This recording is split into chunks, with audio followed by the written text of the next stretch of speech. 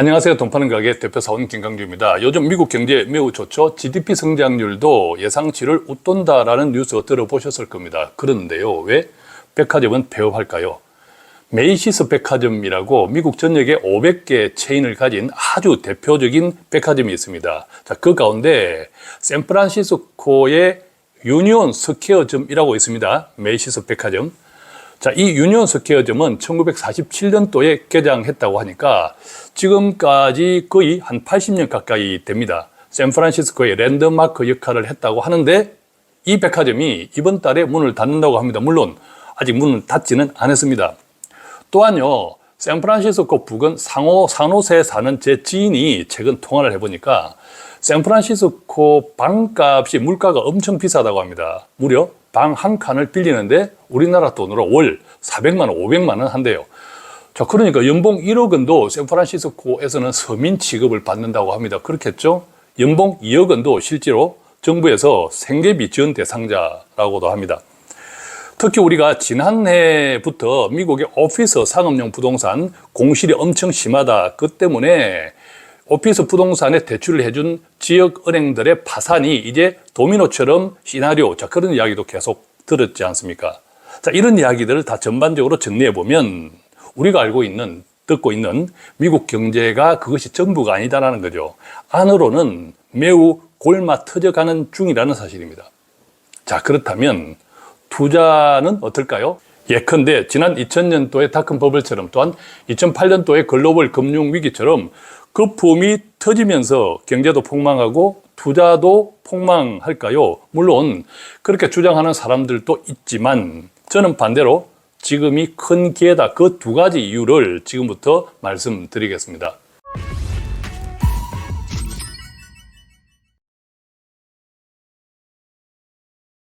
자, 항상 말씀드리지만 제 개인 생각입니다. 투자에 참고만 하십시오. 자, 요즘 계속 고금리잖아요. 한국도 마찬가지. 미국도 금리가 아직 떨어뜨리지 않았습니다. 5.5%죠. 계속 고금리입니다. 자, 그러면 이 같은 고금리가 지속되면 우리 서민들도 마찬가지, 중소기업들 특히 마찬가지 굉장히 힘듭니다. 우리 힘들잖아요. 그죠? 자, 그런데 미국은 왜 좋을까? 겉으로 보이는 미국은 이 빅테크 기업들이 미국 경제를 주도하고 있기 때문이죠. 이 빅테크 기업들, 예컨대 뭐 엔비디아도 여기에 해당되죠, 당연히. 그 다음에 뭐 페이스북, 구글 이런 기업들은 이 고금리이지만 현금이 굉장히 많습니다. 현금 부자들이죠. 우리나라 삼성전자도 현금이 굉장히 많잖아요. 비록 고금리이지만 이 빅테크 기업들은 현금을 쌓아두고 있습니다. 그래서 괜찮습니다. 반대로 중소기업이나 특히 소매업 같은 오프라인 기업들만 지금 죽어나고 있는 거죠. 앞서 말씀드린 메이시스 백화점도 마찬가지입니다. 특히 이제 코로나 이후에 우리가 소비 패턴이 많이 바뀌었지 않습니까? 오프라인에 가서 직접 쇼핑하지 않습니다. 눈스팅만 하고 그 다음에 집에 와서 인터넷으로 구매하는 경우가 많죠. 앱으로 구매하는 경우가 많죠. 자, 그러다 보니까 앞서 말씀드린 오피스 부동산의 공실도 굉장히 많아진 거죠. 특히 오피스 부동산들은 한국도 마찬가지죠. 대출이 많습니다. 그죠? 대출이 많으니까 당연히 고금리에 비용이 많아지죠. 금리에 취약합니다. 특히 미국의 오피스 부동산은 주택과 달리 미국의 주택담보대출은 30년 고정 장기 대출인데 이 오피스 부동산들은 한 5년 단위의 변동금리입니다. 그러니까 연장을 해야 되는데 만약에 연장이 안 되면 은행도 위험해지는 거죠. 그래서 지역은행들의 연쇄도산 이야기가 나오는 겁니다. 특히 이제 오피스 부동산은 대출을 대형은행하고 하는 것이 아니라 주로 지역 단위의 소형 은행들하고 합니다. 자, 그렇기 때문에 이 오피스 부동산들이 잘못되면 미국의 지역 중소은행이 줄도산 난다라는 이야기도 있는 거죠. 자, 그러니까 한마디로 이야기하면 앞서 말씀드렸듯이 전체적인 미국 경제는 주식도 좋고 하다 보니까 좋아 보이지만 안으로는 골마가는 중인데 좋아 보이는 이유가 미국 경제 그리고 투자 시장을 주도하는 기업들이 중소기업이 아니라 빅테크 대기업들이라는 뜻입니다. 그것 때문에 겉으로는 좋아 보입니다. 자, 여기서 우리가 투자에 대해서 생각을 잘 해봐야 합니다.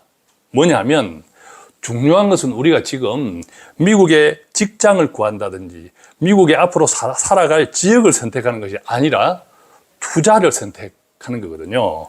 자, 그래서 투자는 위험할까? 안으로 골마가고 있다는데 투자하는 것이 좋을까? 자, 구체적인 예를 하나 들어보겠습니다. 미국 투자 시장을 이야기할 때 가장 대표적인 지수 가운데 하나가 바로 S&P 500 지수죠. 알고 있는 것처럼 미국에서 괜찮다, 내놓으라 하는 기업 1등에서 500등까지의 기업의 주가를 평균한 평균 지수입니다. 자, 이 S&P 500 지수가 지난 1분기에 많이 올랐죠. 많이 올랐는데 1분기 상승한 가운데 엔비디아, 그 다음에 메타, 그 다음에 아마존, 마이크로소프트가 S&P 500 지수의 1분기 상승 가운데 거의 절반을 이끌었다고 합니다. 자, 무슨 말입니까? 앞서 말씀드린 것과 동일합니다. 미국 경제는, 그리고 투자 시장은 빅테크 기업들이 이끌고 있습니다. 우리가 미국의 어떤 직장을 가려고 선택하는 것도 아니고 미국의 어느 지역에 지금 이민 가려고 선택하는 것이 아니라 투자할 곳을 선택한다는 거죠.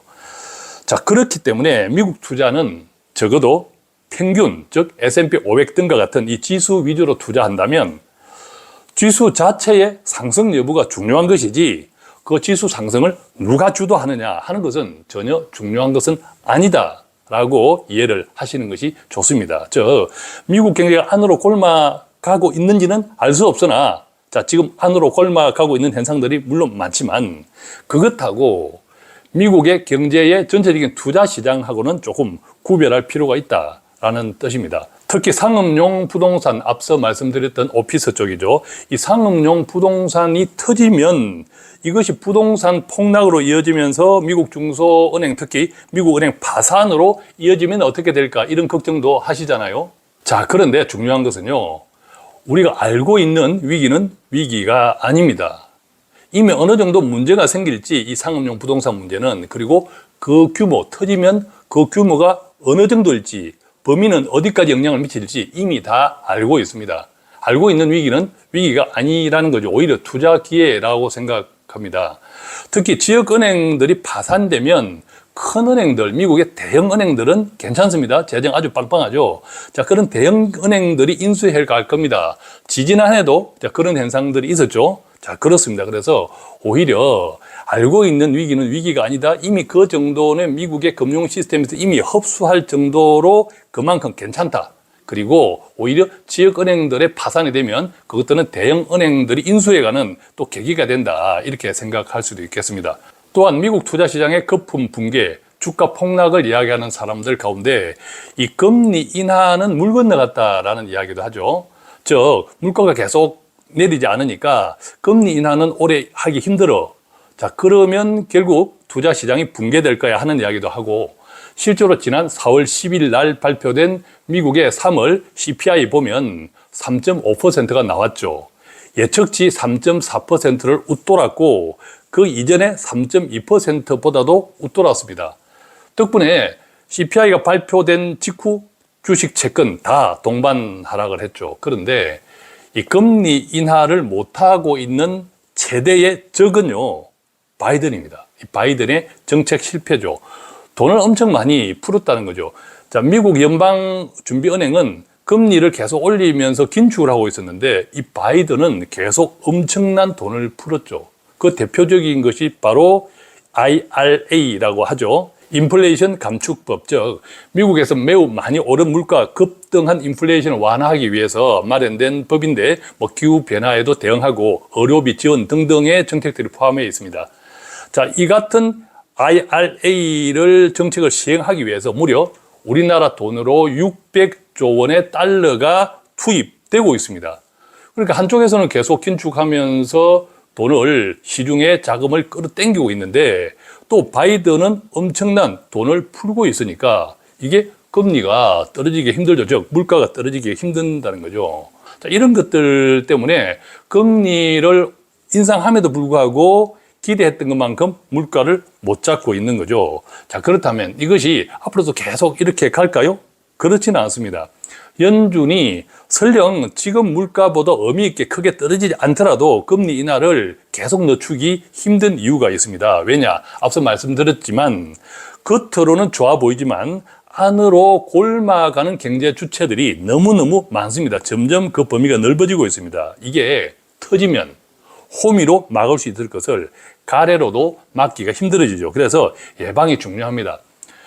6월 달에 금리를 첫 번째 인하할 거다라는 것이 시장의 정설로 되어 있다가 최근에 이제 물가 등등으로 인해서 그것이 후퇴하면서 언제 할 줄 모르겠다, 안 할 수도 있다, 이런 회의적인 시각도 있지만 제 개인적으로는 7월 달에는 그래도 해야 한다, 할 것이다 라고 생각합니다. 왜냐하면 조금 전에 말씀드렸지만 안으로 골막하고 있습니다. 이것을 한번 터지면 정말 호미로 막을 것, 가래로도 막기 힘든 거죠. 그리고 올해 11월 달에 미국 대선이 있지 않습니까? 대선이 있기 때문에 이 시기보다 너무 늦어지면 대선 정치적인 영향을 받기 때문에 이렇게 하기도 저렇게 하기도 상당히 힘들어집니다. 그리고 지금 이제 5.5% 최고금리이기 때문에 지금 현재 한 번 정도, 즉 0.25 정도 한번 해보는 것이 그 이후에 그로 인한 영향이 어떤가를 봐가면서 그 다음에 어떤 보폭을 가져갈 것인지를 판단하기가 매우 좋죠. 그렇기 때문에 제 개인적으로는 비록 6월 달에 금리 인하를 못한다 하더라도 최소한 7월 달에는 할 수밖에 없다 생각하고 그 이후로 늦어지면 굉장히 위험한, 정말 미국 경제가 경기 침체, 연착륙이 아니라 경착륙으로 갈 수 있는 위험이 있다는 거죠. 물론 물가가 지금보다 더 높아져 버리면 어려울 수 있다는 것은 변수이기도 합니다. 물론 이제 그래서 그 부분은 좀 지켜봐야 할 필요는 있겠죠. 자, 그런데 지금까지 말씀드린 이 모든 것을 종합할 때, 제가 시작할 때 말씀드렸잖아요. 지금 투자가 기회인 두 가지 이유, 그것을 말씀드리겠습니다. 무조건 투자는 항상 말씀드립니다. 여윳돈으로 장기 투자 관점을 항상 가져야 됩니다. 기본적으로는. 정리해 보면 이렇습니다. 당연히 조정은 있을 수 있습니다. 조정은 있을 수 있는데 그 폭은 크지 않을 것이다.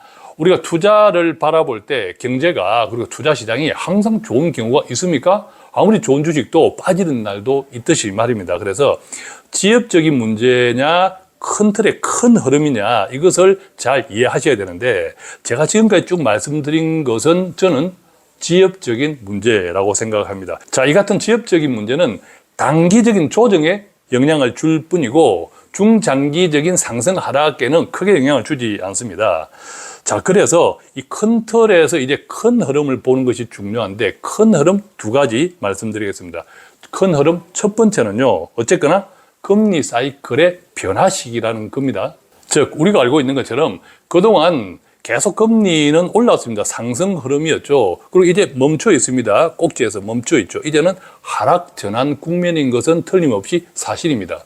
다만 시기와 정도만 남았을 뿐이다라는 거죠. 그 이야기는 동시에 주식이든 채권이든 다 괜찮은 쪽으로 흐를 수 있다라는 뜻이기도 하죠. 물론 앞서 말씀드렸듯이 물가가 예상외로 계속 고공행진을 해버리면 어떻게 될까? 자, 그것은 앞으로 미국 경제와 투자 시장에 굉장히 어려움을 가속시킬 수 있습니다. 소위 경제 연착륙이 아니라 경착륙으로 가능성이 커지는 거죠. 자, 그렇기 때문에 물가가 예상보다 계속 높아질까? 이것은 계속 우리가 지켜봐야 될 필요가 있다. 자, 그 말씀은 다시 한번 정리해 드립니다. 자, 두 번째 큰 흐름은요, 제가 얼마 전 동영상으로 함께 공유해 드렸죠. 그거 꼭 보십시오. 매우 중요한 동영상입니다.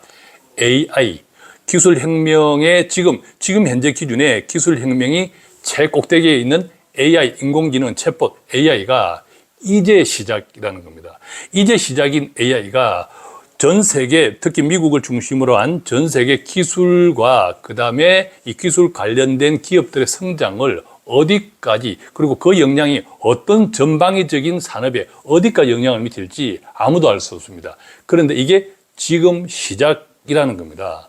자, 그렇기 때문에 우리가 큰 흐름, 금리 사이클의 대전환기, 그 다음 두 번째 AI, 기술혁명의 AI는 이제 시작이다. 성숙이 아니라 이제 시작이라는 것. 그래서 지난번에 올려드린 영상의 제목이 제가 뭐였습니까? 지금 여러분들은 매우 대운, 엄청난 큰 운을 지금 맞이하고 있다. 이 말씀 들었지 않습니까? 그 영상 다시 한번 꼭 보시기 바랍니다.